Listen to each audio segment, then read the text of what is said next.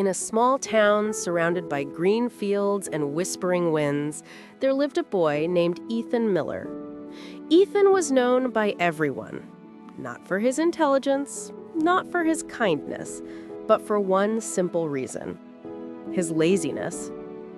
He was the kind of boy who would delay everything, from waking up to doing homework, from helping his parents to chasing his dreams. His favorite line was, "I'll do it tomorrow." But tomorrow never came. While others worked hard to build their future, Ethan spent his time scrolling through his phone, watching videos, or sleeping till noon. His friends used to laugh and say, "Ethan, he'll never change." And Ethan would smile lazily and reply, "Why rush life? I'll be successful one day, just not today." No one knew that inside Ethan's sleepy eyes was a spark waiting to ignite. It just needed the right moment. Ethan's mornings were always the same. His alarm would ring at 6:30 a.m., but he'd hit snooze until 10. His mother, Mrs. Miller, would call out, "Ethan, you'll be late again. Get up." But Ethan would pull the blanket over his head and mumble, "Just 5 more minutes, Mom." 5 minutes would turn into hours. He'd rush to school, always late, always unprepared. His teachers were tired of hearing excuses. "I forgot my notebook," or "I didn't have time."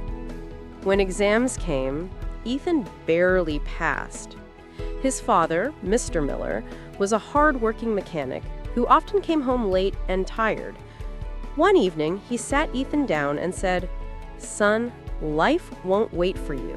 If you don't move now, the world will leave you behind." Ethan nodded, but deep inside, he didn't care. He believed life was long and there was plenty of time to figure things out. But he was wrong. One hot summer afternoon, Ethan's class was visited by a guest speaker, a man named Mr. Thomas Reed, a successful entrepreneur who had once been a student at the same school. He began his speech with a question. "Do you know what separates successful people from average people?" The class stayed silent. Mr. Reed smiled and said, "It's not talent. It's not luck. It's discipline." He looked around the room and added, "I was once like many of you, lazy, distracted, and full of excuses. But one day, life hit me hard. I realized that no one was coming to save me. I had to save myself."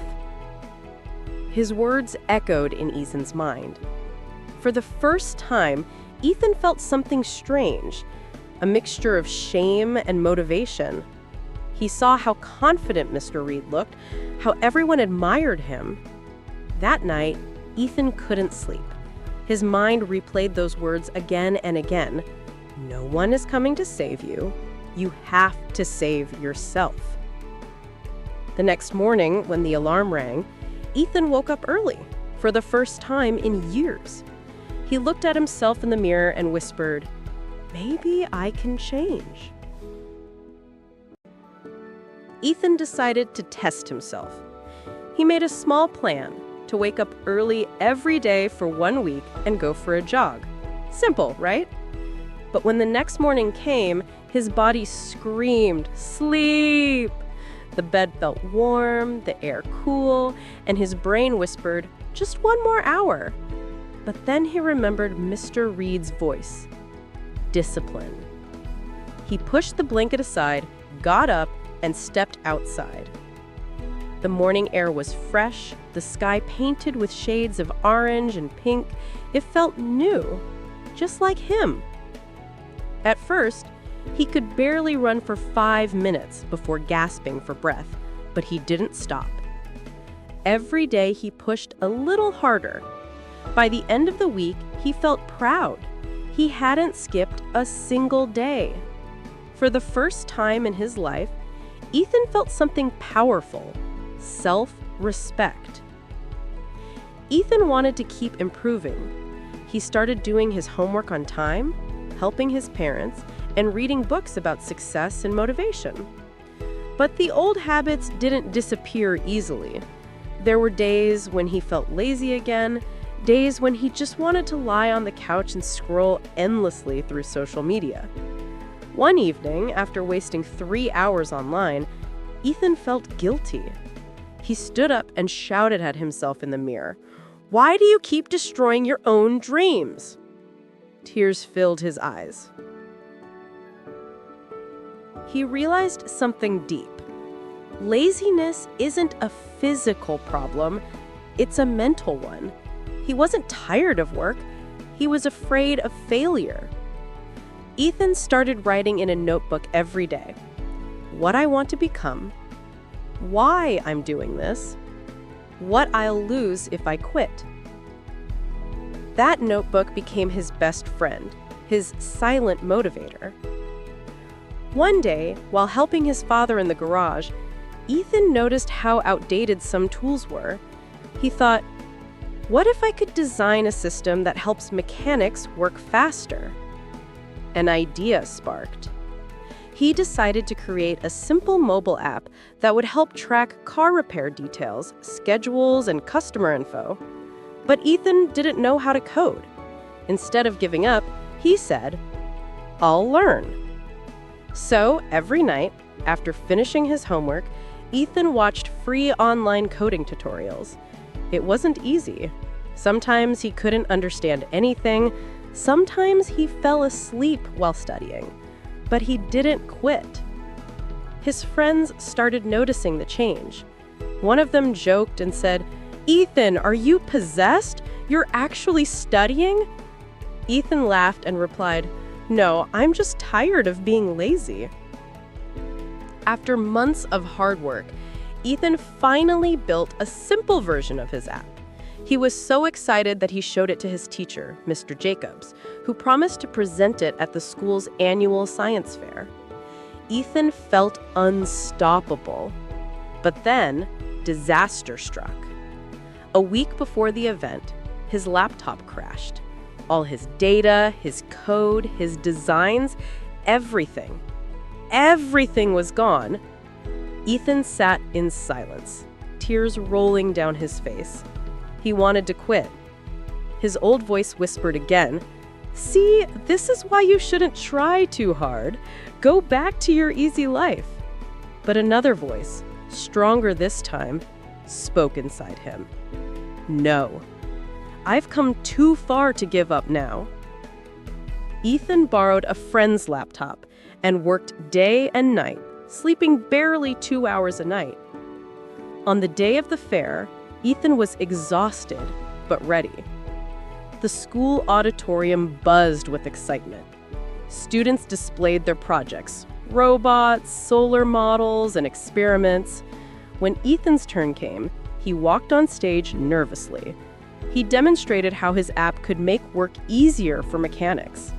The judges asked tough questions, but Ethan answered with confidence and passion. At the end of the day, the results were announced.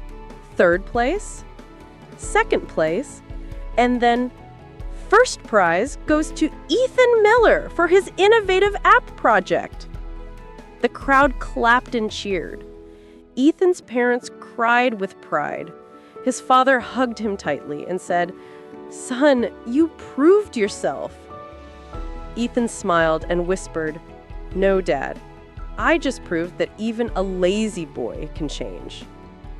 Ethan's story spread throughout the school. Teachers started using his journey as an example of transformation. But Ethan didn't stop there. He continued improving his app and eventually entered a national-level competition. His idea caught the attention of investors, and a few years later, he launched his own small company, FixSmart, a digital platform helping mechanics across the country. One day, during an interview, a reporter asked him, "Ethan, what inspired you to change your life?" He smiled and said, "The pain of being lazy was greater than the pain of discipline." He continued, Laziness steals your time, your potential, and your future. You don't have to be the smartest, fastest, or strongest. You just have to start today. Ethan's journey teaches us something powerful. Everyone has two versions of themselves, the lazy one and the disciplined one. The version you feed will define your life. If you keep saying, "I'll do it later," you'll waste your dreams. But if you say, "I'll start now," your life will never be the same again. You don't need a miracle. You just need one brave decision to take the first step, even when you don't feel like it. Remember, discipline is choosing what you want most over what you want now. Years later, Ethan stood in front of a crowd of young students, just like Mr. Reed once did. He looked at their curious faces and said, "Once upon a time, I was a lazy boy who loved sleep more than dreams.